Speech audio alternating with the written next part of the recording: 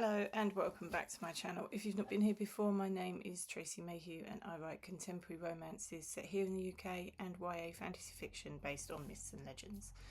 Well, I'm back in my office now. The writing retreat is over and I'm back home. The writing retreat went really well. If you want to find out how well it went, I'll leave the playlist up there in the cards for you to go and check out. But this video is all about what I am going to be reading in June. May was a funny one. I've kind of taken a step back from reading a little bit in so much as I wanted to concentrate on writing. So May, I only stuck to 2 stories. I didn't make a video because, as I say, I was concentrating on writing. So other things like the YouTube stuff kind of took a back seat for a little bit. But I am back and I'm going to tell you what I read in May, because I read some really lovely books in May. I read some arcs. The first arc I read was Dreams in Norway by Victoria Walker, which was a cosy contemporary romance set in Norway, obviously. And I'm going to do a review of that this weekend, so keep an eye out for that one.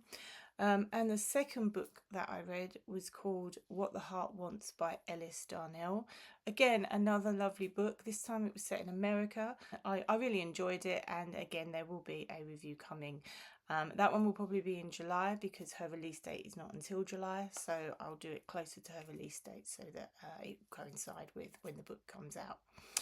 But let's move on to June and what I will be reading this month. So I am starting with Boudica's Daughter by Elodie Harper. This is the first time that I've read any of her books. I know she's written a very successful trilogy called The Wolf Den. This tells the story of Boudica's daughter, or one of them, should I say. It starts with the Iceni rebellion in Britain against the Romans, and it follows her eldest daughter, Selena. I am enjoying it. I really like the way Elodie Harper writes, and I don't think this will be the last Elodie Harper book that I read, so I will be looking at the Wolf Den trilogy after this as well at some point. So when I finish that, I will be moving on to Made of Steel by Kate Baker.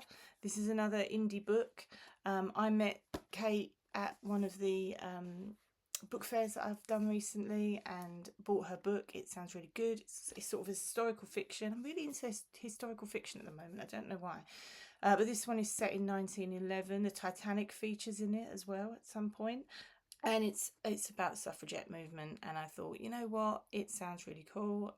I wanted to sort of like broaden my horizons with historical fiction, because most of the historical fiction that I read tends to centre around Vikings or Dark Ages or medieval. So I thought, you know, bring it up a slightly more up to date historical fiction, and just sort of read from another period in history. So I'm quite looking forward to reading that one.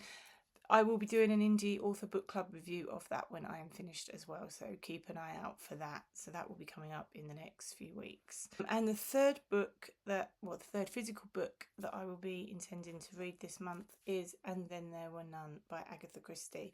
Well, fun fact, I bought this book in the church that she used to go to as a child. And when I went on my Agatha Christie weekend tour in Torquay recently, we were taken to the church where she used to worship as a child, and they had a little section at the back where you could buy lots of little bits and pieces, and there were some books for sale, and Then There Were None it's always been one of my favourite dramatisations of her books. So I thought to myself, if there is And Then There Were None for sale, I'm going to get it. And lo and behold, there was, so I bought it.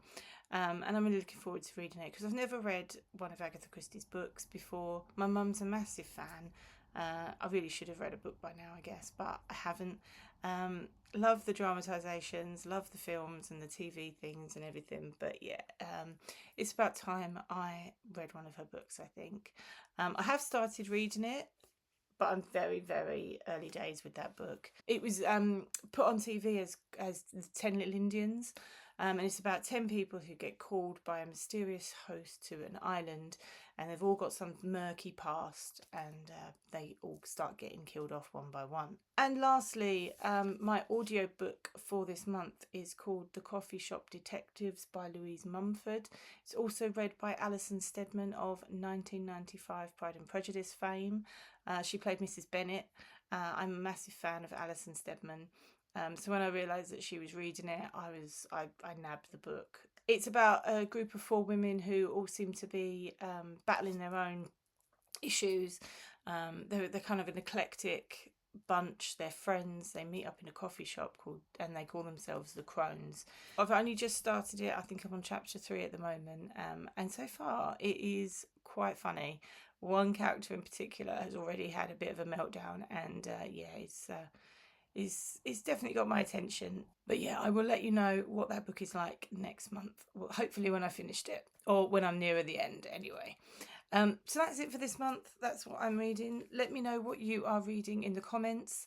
I do love to hear about what you are reading, and we can share our love of books down there. But until the next video, have a great week, and I will see you around. Bye.